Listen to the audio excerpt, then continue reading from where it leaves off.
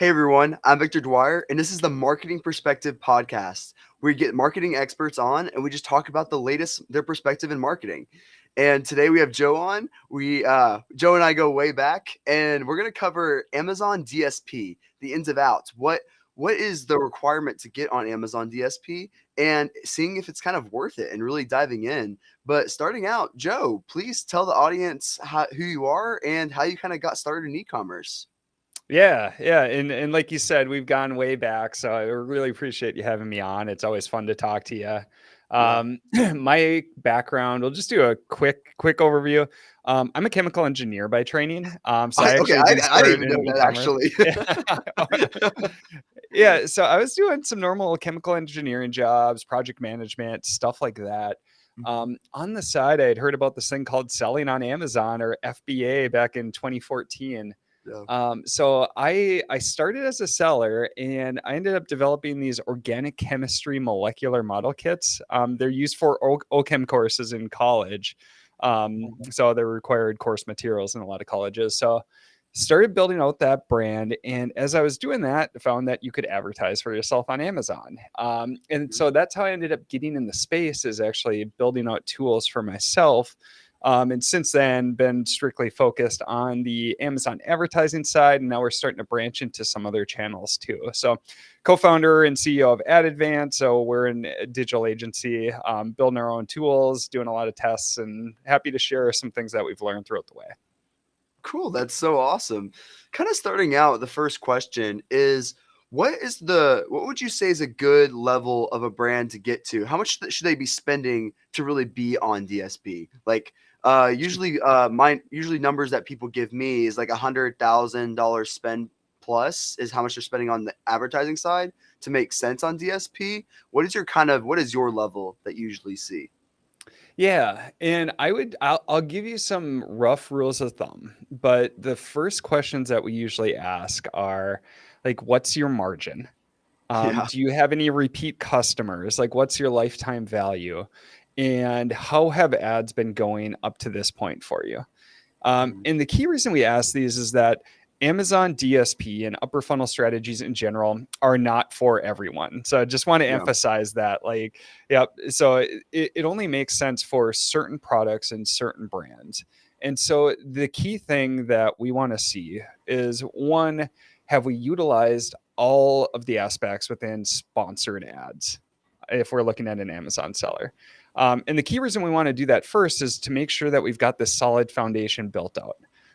With upper funnel strategies, you can generate a lot of traffic or a lot of brand awareness. But if you don't have that bottom of the funnel built out, at that point, you could actually lose a lot of those people if you're not like converting them to a sale. So Yeah. start with margin, start with lifetime value.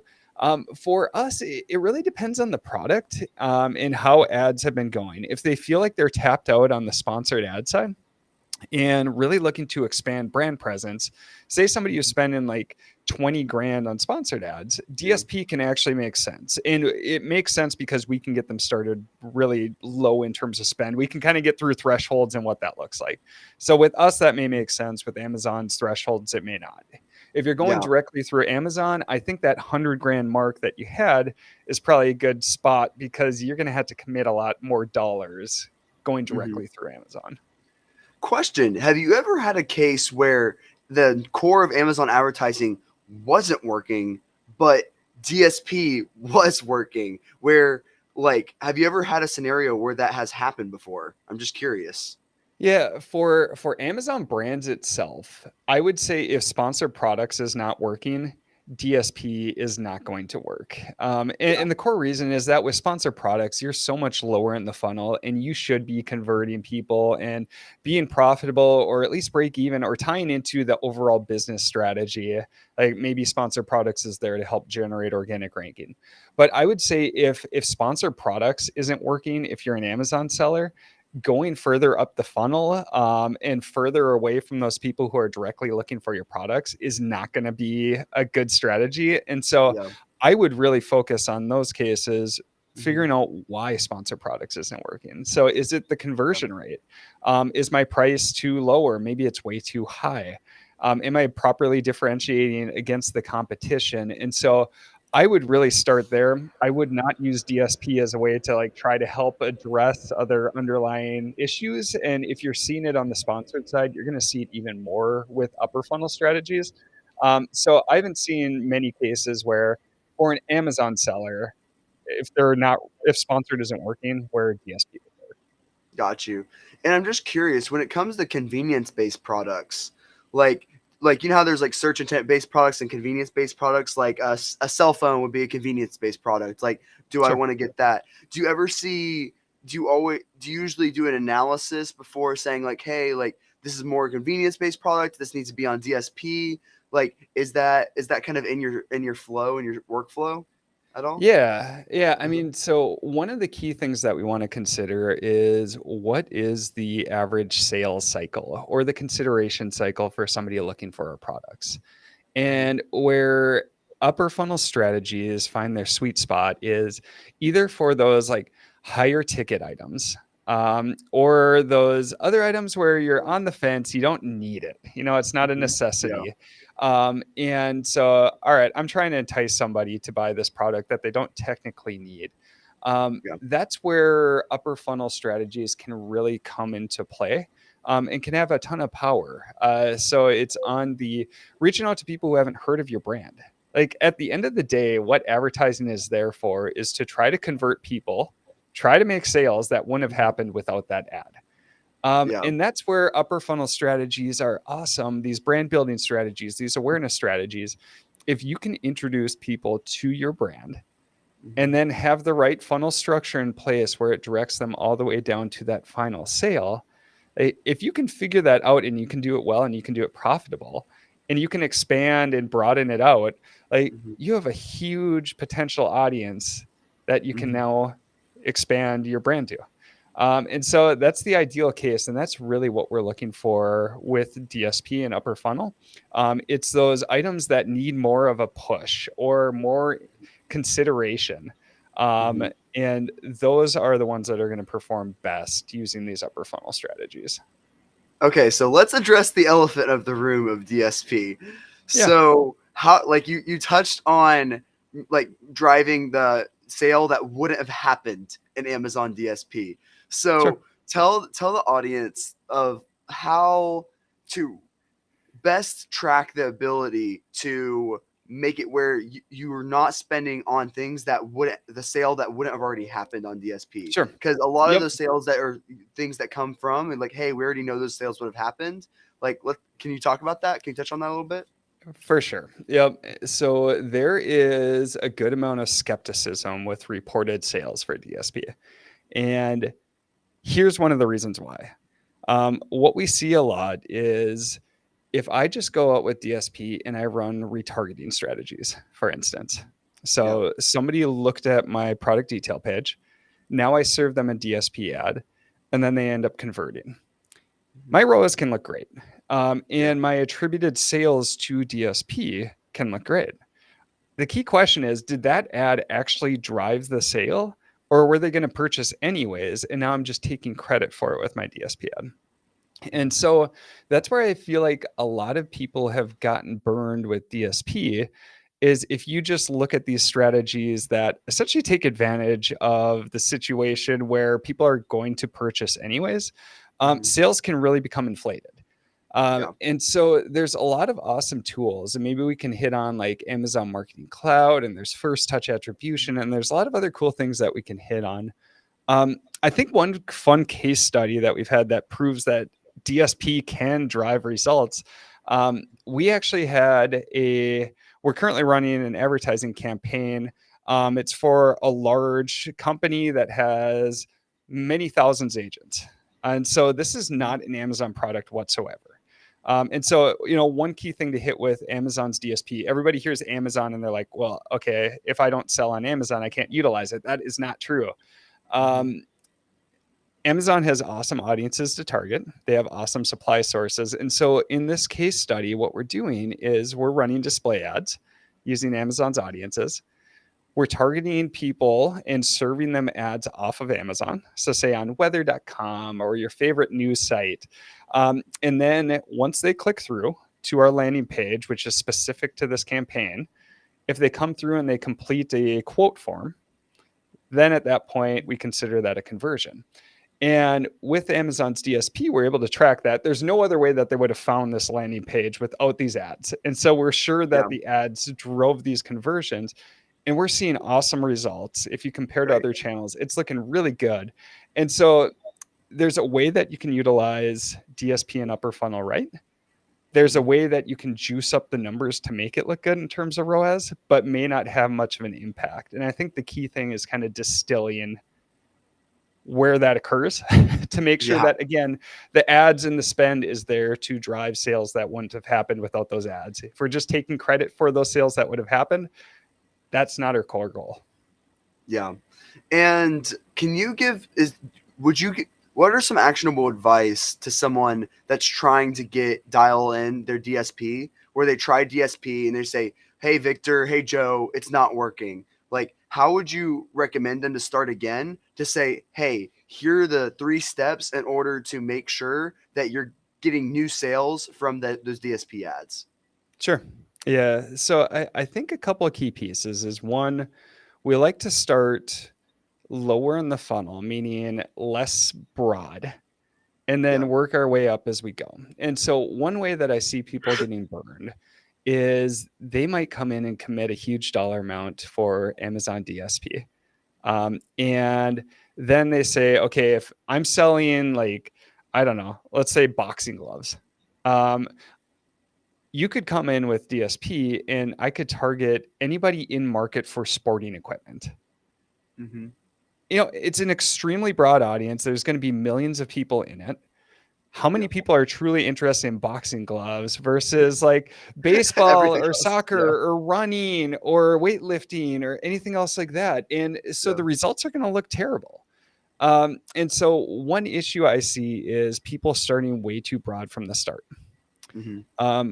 Another issue I see is not having that foundation built out. And so, like you said, if you have red flags, say on like the sponsored side, where things aren't working out, going further up the funnel is not going to help you either. And so it's coming in and making sure that you have the foundation right. Your products have a core competitive advantage. You can get a good margin on them. You can increase lifetime value overall. Like, all these pieces are building blocks. People love to just focus on ads, but there's so much work that goes ahead of the actual advertising campaigns themselves. So if we start out with, like, what's our core way we approach DSP? It's, let's start much more targeted. So DSP allows you to layer a bunch of audiences on top of each other, so you can get extremely targeted from the start. Let's test and see what works. Let's start small, and then let's build upon that. And as long as we're comfortable with the results and we can determine that those sales are, like, it's truly driving incremental sales, now we can build upon that and double down and triple down and then continue to expand the brands as we go. So unfortunately, a ton of people have been burned by DSP just from, some of the ways that we talked about or others. And so it's got a little bit of a bad rap from some folks that we're constantly trying to counteract. And this is why I appreciate being able to talk about it with people like you, Victor. Yeah. And do you see more people possibly going into Q4 where the cost per clicks on Amazon are going to go up? Do you see them going to start shifting more of that spend toward DSP potentially? Like, what are your thoughts, like, future of DSP, things like that? Yeah. So for future, if we look at the Amazon ecosystem as a whole, the sponsored ad side of the market is saturated. And so there's not many more ads that they can squeeze in there without completely wrecking the customer experience. Yep. Mm-hmm. And so I don't see much more in terms of placements that they can do on the sponsored side. And so for revenue drivers, it's going to be increased competition. And so there's a good thing and a bad thing that comes from that. So to increase competition, if they can provide us more detailed reporting, we can better optimize and make sure we're still getting a good return, even if we're having to pay a higher cost per click. So that's awesome. But the downside is that we have to pay a higher cost per click. And so, it kind of wipes out any of that margin improvement that you would get. So where I see a lot of, especially larger brands investing, or if you have a really solid established product, you're a market leader, even if it's in a small niche. Mhm. Now the key question is, all right, I've got my sponsored ads locked down. I feel good with where they're at. Now, how do I continue to expand that growth? And a key way is going off of Amazon because we've already saturated all the placements there. And so if you look at Amazon's key drivers for revenue growth from the advertising side, and the advertising side is a huge profit driver for Amazon as a whole, it's going to be in these offsite opportunities. So Mhm. one, it's going to be for sellers themselves, but there's a certain point where, a seller, it's a constant battle on margins. And so the other major focus is going to be for other non-Amazon brands to utilize the platform. And that's where we're seeing the biggest growth right now, actually. Once people realize that, hey, I can actually use Amazon's platform, I don't necessarily have to sell on Amazon. The power of the audiences that you can get, the power of the data that they have, along Mhm. with the cool spots where you can show their ads, I expect that's going to be the key driver of growth for Amazon advertising going forward. Yeah. And let's talk about budget allocation for a second. So let's say I'm spending $100,000 on Amazon and my products are killing. I get a 10% ACOS for some reason. Sure. I don't know why. I'm Yeah. just killing it on Amazon. Yep. And on the Amazon ad side, when does that when the ACOS starts going up, when do you start saying, hey, it might make sense to go to DSP? Because like obviously at a 10% ACOS, it makes sense to keep putting budget toward those toward Amazon ads, the core of Amazon ads. When does it Yep. start making sense to say, hey, this might make sense to go DSP from a budget allocation standpoint to invest more there? When do you start Sure. making those decisions? Yeah. Yeah. So it's a great question. So we'll do a couple different scenarios. So one is, say I've got $100,000 and that is my budget. I can't expand Mhm. it, but I'm Mhm. getting 10% ACOS. So my key question for sponsored ads is how many of those ads that or those sales that you're reporting from those ads would have occurred Branded. anyways? Yeah. Yep. And so Mhm. you could take a look at branded. Like, we just put out a post recently how you can use the search query performance report. And up to this point, it's been really hard to show how much of an impact branded search has. But now what we can do is we can look at our market share percentage on purchases and we can look at for specific search terms. And then what we can do is we could actually cut back branded search there and see does our actual market share percentage in purchases drop or not. And this Mm. helps us quantify does that branded ad spend actually make sense? In most cases, I would say it probably does.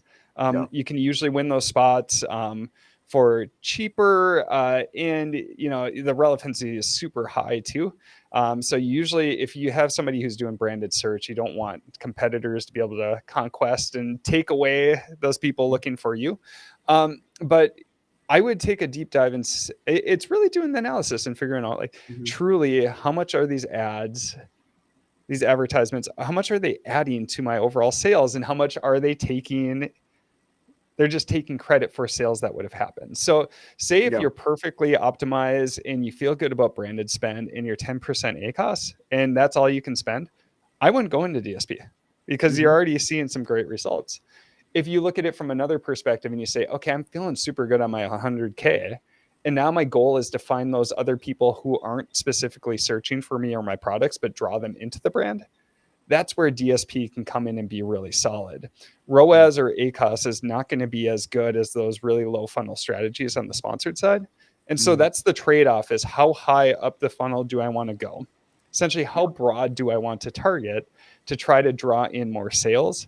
And that's where the lifetime value, margins, everything else really comes into account. So it's incrementally walking your way up, analyzing what the returns are, really gut checking on how much do these ads truly drive. And then at that point, making that call on, all right, we went all the way up to sporting equipment for boxing gloves. Like that didn't get a good Yeah. return. Maybe let's fine tune this a bit and bring it back down. Like, personally, we would never target that broadly. But that's Mhm. the key way that I approach it. It's amazing. And can you dive into a little bit about formats of there's like so many when we say DSP, that's the holistic portion of it, but there's all these Yeah. different formats and I love to see which ones have been most effective for you when it comes to the Sure. best formats on DSP? Yeah. So if we talk about different ad formats, there's multiple different types. So the major one is going to be display ads. And so, these are the customized, like creative ads. They're not video that show up, and you're used to seeing them throughout all the news sites and weather.com and everything else that you go to. So that's going to be kind of like the core ad with Amazon DSP. But there's a lot of other ones too. So there's video ads, there's OTT and OLV. If we look at OTT, over the top ads, and so it's essentially just like a streaming commercial. And so these can be specific different lengths, and they can show up in different spots.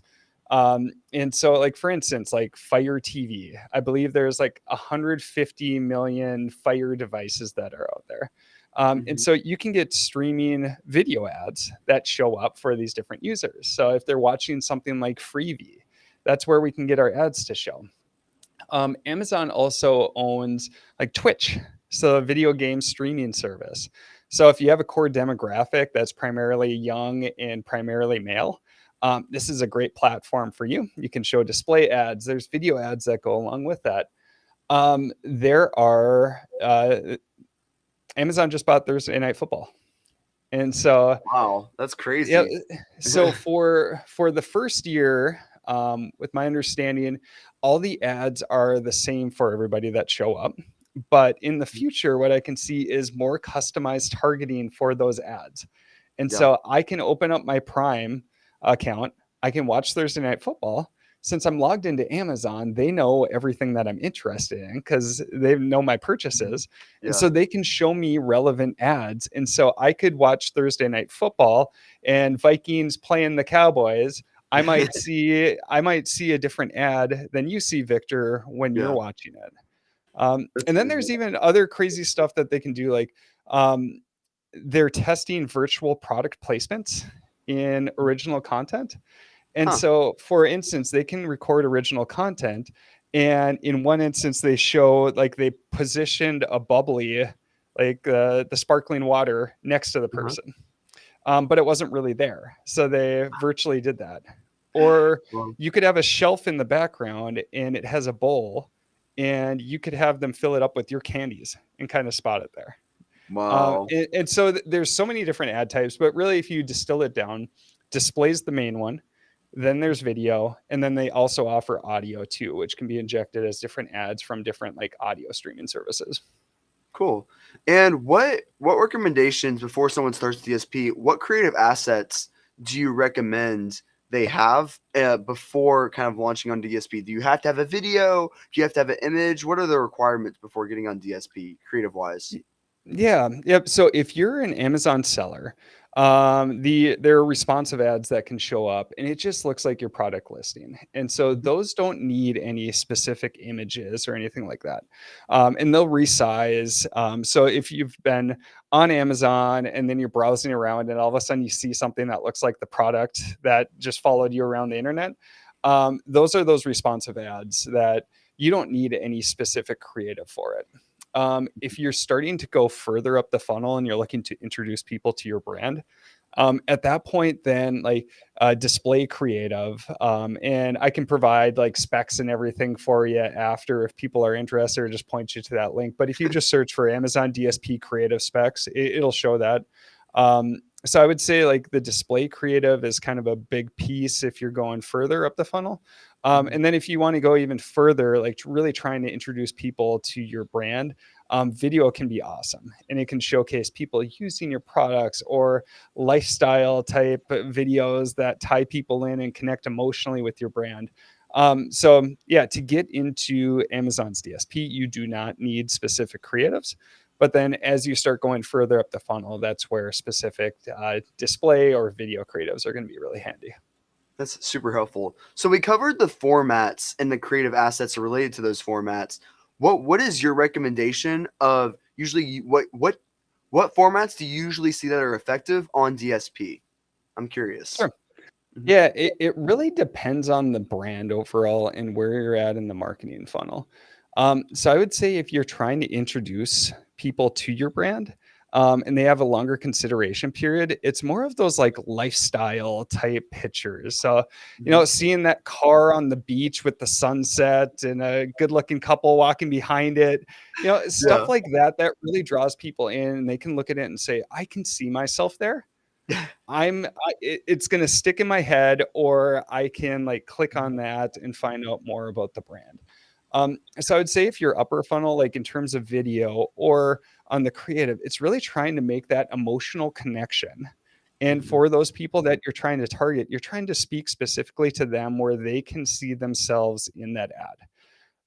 As you get lower and lower in the funnel, now that's where, more like use cases, like I've got 3 kids. And so like, if we're seeing toys, like, and I'm a nerd too. So if we see like a rocket shooting off and everything, I'm like, yeah, let's go get that. The kids are going to love it. And so like those feature-based ones, they're really fun for like use cases. And so every time you're getting a little bit more specific, but I would say higher level, like, can you connect emotionally? Can you build up that brand? And now I can build up more on that product and try to push them closer and closer to that actual sale.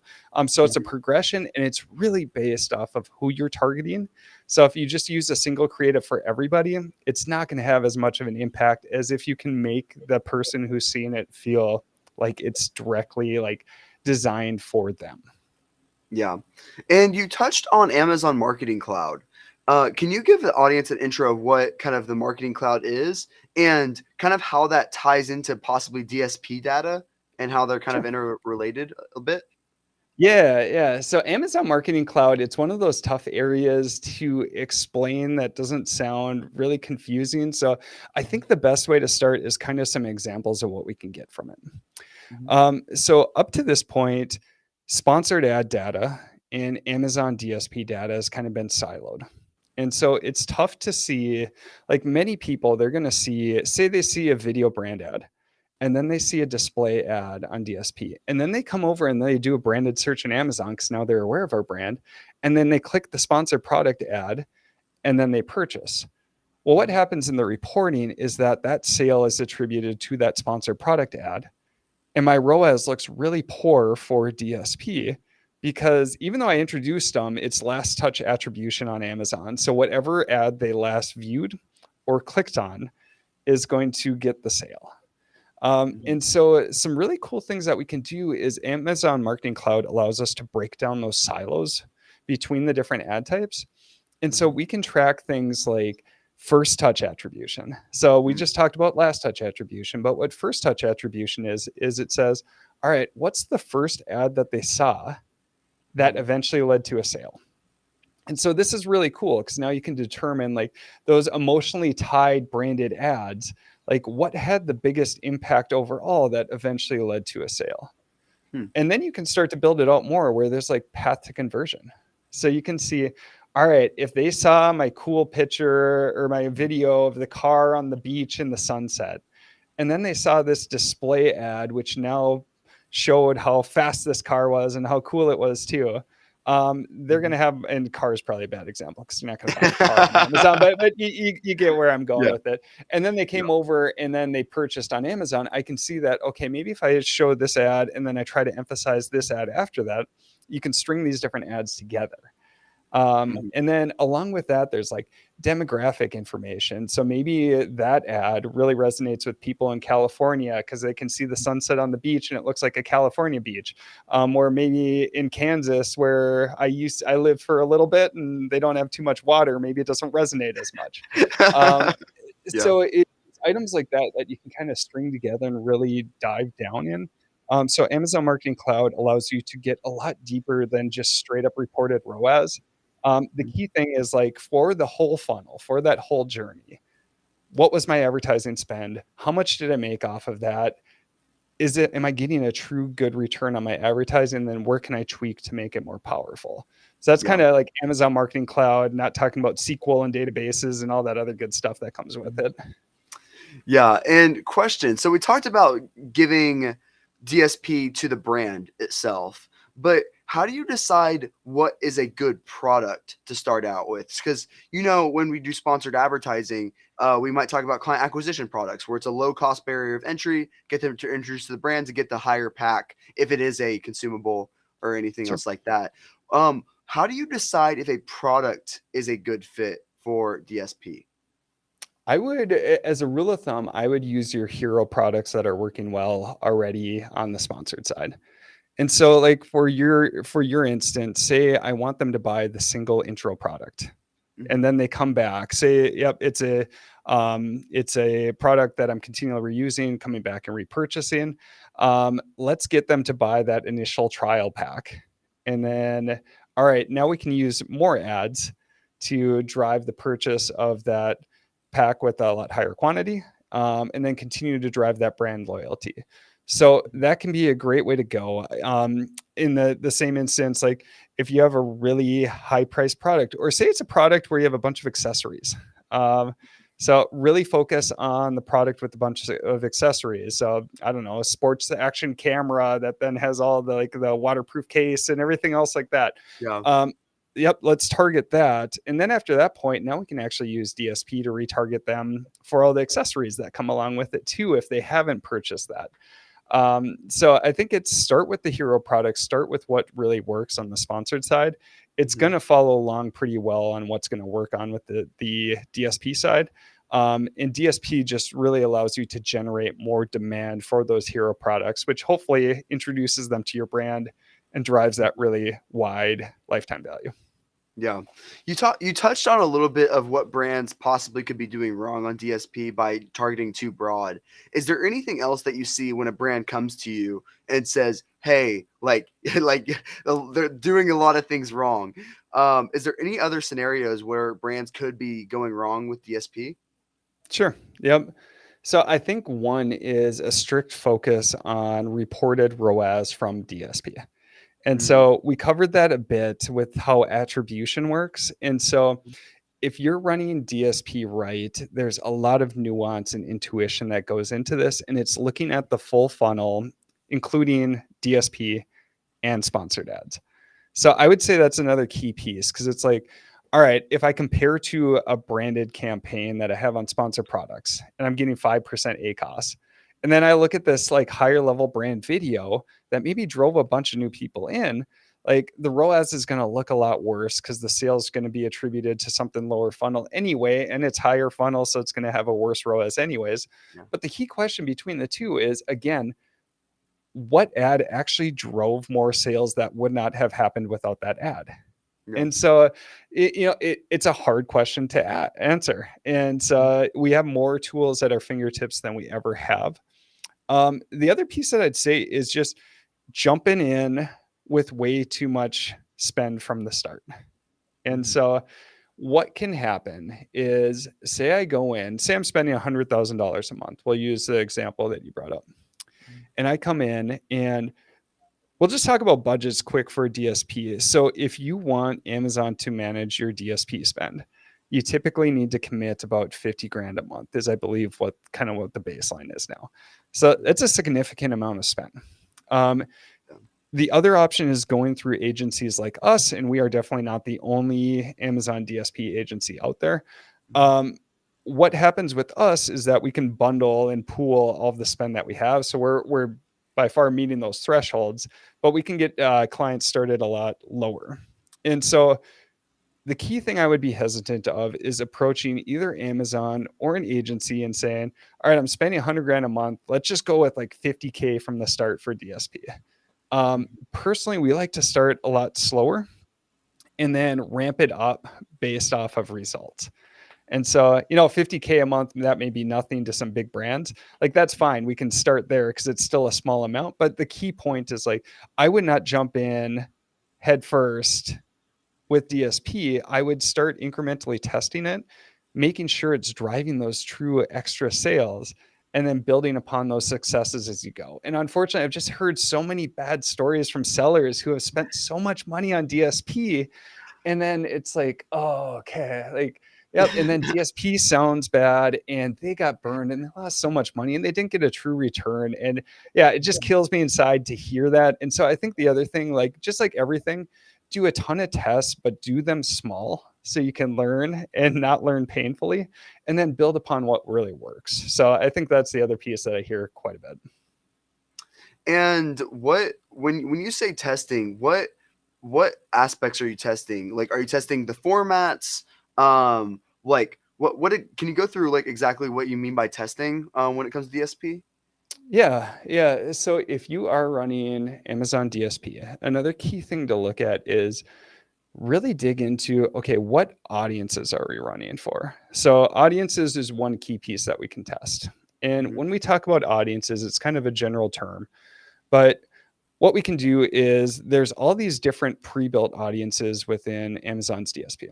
So if I go really high level, it's like lifestyle, like they're into like active or exercise or different things like that. Then there's in market. So it's a little bit more detailed. So like in market for sporting equipment. Yeah. So it's still really high level. Amazon knows when they get flags if I'm starting to search around for sporting equipment. And if I am, I get grouped into this audience. But then what you can do is you can go through and really start layering on different audiences to see what works. And so, say if we're trying to sell like the boxing gloves that we were talking about, well, now maybe I can find somebody who's in market for boxing equipment. And then I can look and see, okay, are there other items that they might be interested in that's going to make them even more probable to purchase? Mhm. So maybe there's like age information that I want to include. Like maybe I'm not going to sell as many boxing gloves to people 65 plus as I am from 25 to 35. No way. Um, yeah. And so these are the things that you can build out within the audiences. But the key thing is to be humble and realize that we don't know what the perfect demographic is or the perfect audience is. And so the key thing is to let's set up a bunch of these, Mhm. keep the creative constant, and then let's see what performs. Yeah. And you can do the same thing for the creative side too. All right, so if I have creative text in there, and I'm gonna punch out the competition in one, or I don't know what it would be. I'm not much of a boxer, so I'd have to think through this more. Uh, but like you could try multiple different creatives too, and then also see what's going to perform. And the key thing is like keeping the other variables constant but testing a bunch. There's a lot of other control that we can have. So whether we show the app in or the ad in Amazon's app or on the web or where it's shown, what it looks like, there's so many different variables.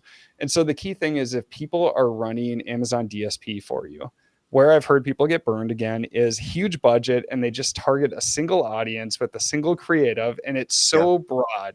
And so Mhm. the more detailed and broken down you can get and allocate smaller budgets to each, you learn from that. And then you can build upon that. And then for audiences, say we find this ideal audience that converts really well. Now there's tools like overlap audiences where we can say, okay, here's an audience that's doing really well. Show Mhm. me other audiences that look like this. And Amazon will provide this affinity score. And it'll say, okay, this group is 220 times more likely than the average to also fall in this other audience. And so they're going to be much more likely to convert. And so this is where it gets really fun with these tests. You can find these little budget items that make sense. You can ramp that up. And now you can build upon that with other learnings that you've gained. That's amazing. And have you been able to incorporate a lot of people? The hot topic right now is like Chat GPT and things like that. Is there any Yeah. way you've been able to incorporate Chat GPT either when it comes to generating the image files or when it comes down to utilizing a sponsored this Amazon advertising? Is there any been way you've been able to incorporate in your workflow at all? I'm Sure. just curious. Yeah, I would say, and I've been diving deep into this stuff, and it's just mind blowing where we're at this point. It is. For ChatGPT itself, like a great way to utilize it is say I can copy the whole product detail page, and then I can say generate 5 headlines targeting this specific subset. So, like, say I find an audience that worked really well. Mhm. Now I can say, let's generate more headlines that go along with that creative. And I can specify exactly what that audience looks like. I can copy in the product detail page and I can have it generate, multiple different headlines that we can utilize. we'll still review them. So it's not like we're just copying and pasting all these, but the Yep. ideas that you Yeah. get, yeah, Mhm. is what's so cool. And man, I was playing with Auto GPT last night, and Uh-huh. it's like built upon Chat GPT, and it will actually like it will problem solve for you. It was actively Wow. writing Python code and then troubleshooting it to be able to pull in this document from online to then feed into Chat GPT. Like it, yeah, the whole ecosystem is just crazy at this point. Like it's fun, a little scary, but Yeah. there are a ton of tools and ways that we can utilize these as digital marketers. So that's just one example. Yeah, we're spending a lot of time on it just because these tools are so powerful. And you have to remember that farmers used to be afraid of tractors. Yep. For the longest time, they were like, "Oh, it's gonna be horrible. These tractors, we're never gonna use them." But then you have to realize, like, we have to utilize these tools. Like, these are going to help us. Those For sure. people that there used to be hundreds of people that used to have to do a farm, and now we have a tractor. So, like, For it's sure. super helpful to like super important to say, like, "Hey, these tools are gonna be helpful to us." Until they start killing us like Terminator. But until then, we're good. Yep, exactly. Yeah, and that's our approach to it. It's like, well, it's happening now, so like it or not, this is the world that we're in, and so Yeah, let's figure out how to utilize these. Because if we don't, somebody else will, and yeah. it's going to benefit their clients, and the clients are either going to stick with us or they're going to go somewhere else. And so, Mm, yep, totally on board with you. We're diving in. It's fun. It's wild how quickly things are changing, mhm. but super powerful tools, and we haven't even scratched the surface yet. Yeah. And do you think, I'm just curious, do you think that ChatGPT is going to change Amazon advertising this Q4? And if so, how? I'm just curious. Yeah, I would say for this Q4, we're not going to see any discernible change. Hmm. Um, it, it's going to be, I think, product listings that's ripe for adjustments, and so I think you're going to see a lot of people getting much more dialed in on their product detail pages. Many awesome tools out there that can really help refine that. So if you haven't looked into that, I would definitely look into it. I would say it's going to be more on the creative side. I was actually speaking at a conference yesterday, and one of the questions came up, and it's like, do you see advertising creatives that's going to be 100% AI generated, especially on the video side? And my answer was absolutely. It may not be right now. Like if you look at video AI generation, like you can still tell, Yeah. but with how fast things are moving, it's going to get there. Hmm. In the longer term, though, what I'm going to be really interested in is like Chat GPT is already replacing a lot of Google searches that I do. Yeah. And I don't have to go to as many websites anymore. And Hmm. so I can see overall web traffic decreasing over time. Again, it's not going to be like immediate. And there's people Hmm. like us who are digging into it a lot earlier. We're mainstream. I can still talk about this and people don't know what I'm talking about. Hmm. I can see web traffic going down. Product searches are going to be really interesting too, especially with like plugins for ChatGPT, where they're now able to like Expedia's got one. So for like trip planning, I can use ChatGPT now. And so for product searches, I could see that really having an impact over time. And so, as people switch more to these chatbots, I find it difficult to envision how you can naturally add advertisements in and Hmm. make them feel native. Yeah. Um, and if anything, you can probably still do it, but I don't think there's going to be as much. And so for this Q4, I would say not a significant change, but looking forward, I think it can completely upend the internet with where it's going. It's not going to be overnight, Yeah. but there's some significant changes coming down the road. Yeah. And going into the leaving that AI conversation, just diving into just Amazon advertising, what recommendations for this Q4, whether it's DSP or Amazon advertising, do you recommend for a seller that goes into this Q4? Yeah, yeah. So one cool piece I think is really incorporating seasonality into the mix. Especially if you have like typical like gift products or like really high performing Q4 products. Um, we've got a lot of tools at our fingertips to really utilize and figure out when that's happening. So like the search query performance, we can go back in time now and we can pull 1 week snapshots, and you can actually see when that volume really starts to spike. And I would say one great strategy is, say volume really starts to spike in mid-October. Mhm. I would get really aggressive with my ads, say early October, maybe end of September. And the Mhm. key reason is that a lot of pieces on Amazon are built on sales velocity.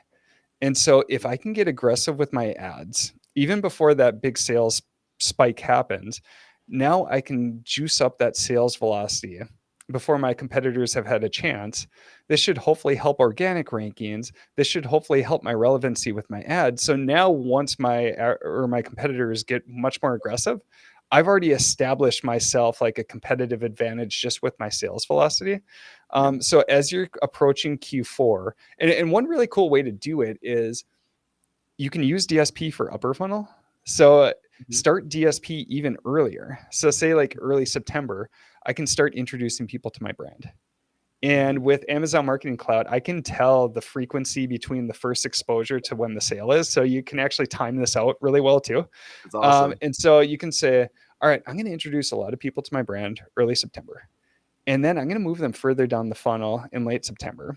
And then in early October, right before the peak, I'm going to get more aggressive on the sponsored side, on the lower funnel side. This Mhm. can lead to a lot more sales velocity. And now, again, I've really established a solid position when traffic really starts to ramp up. And my competitors are going to be scratching their heads on how I was able to overtake them coming Yeah. into this peak period. And is there anything else that has been top of mind for you when it comes to Amazon DSP, Amazon advertising, that you've been wanting to communicate, that you see, hey, a lot of people have been doing this wrong or this right? Like any top of things that are top of mind for you? Yeah. I would say one major piece is, even if you don't sell on Amazon, it's taking a look and seeing how these ad platforms really compare. So say you're spending a good amount on Meta or Google. Um, the key difference with Amazon is just the closeness to our consumer shopping habits and how detailed you can get with the audiences. And as we're seeing more and more privacy updates overall, um, and we're seeing like Google now, some of their attribution models are now going away. And there's a lot more data that's kind of getting pulled away just due to privacy concerns and the cookie going away and iOS 14. And so first party data means a lot. And Amazon has some Yeah. really good first party data tied directly to our consumer shopping preferences. So that's the other key piece that I just like, whenever anybody hears Amazon ads, they immediately say, well, I'm not selling on Amazon. And so Mhm. that's the one piece that I feel like once larger brands and services and nonprofits and travel companies and hotels and everything else like Yeah. that really understanding the platform, um, there's going to be some really cool opportunity. And if anything, like a lot of people are killing it on other channels, on Meta and Google, but this is another great way to just diversify your ad strategy too. So that's probably the other key piece that I would throw in there. A lot of Mhm. people just hit that barrier just hearing Amazon and completely tuning out. Mhm. It's a very powerful platform if utilized right. And if you find those right people who can utilize it right, there's a ton of opportunity. Yes. Well, thank you so much, Joe. That's all we have time for today. We can go on this for 4 more hours of all the deep dives into specific sequel and everything else. Joe, please tell the audience how to find you, how to contact you, how to find your business, and everything else like that. Yeah. So for finding me personally, probably the best spot is LinkedIn. Name's Joe Shelerud, Shelerud. And so we're always trying to put out a bunch of great content and just discuss things that we're learning overall. Or else feel free to go to our website at advance.com. Cool. Thank you so much. Thank you, everyone, for watching. This is the Marketing Perspective Podcast. Joe, thank you so much for joining today. Thanks for having me on, Victor. It is awesome to talk to you as always. Thanks so much, everyone.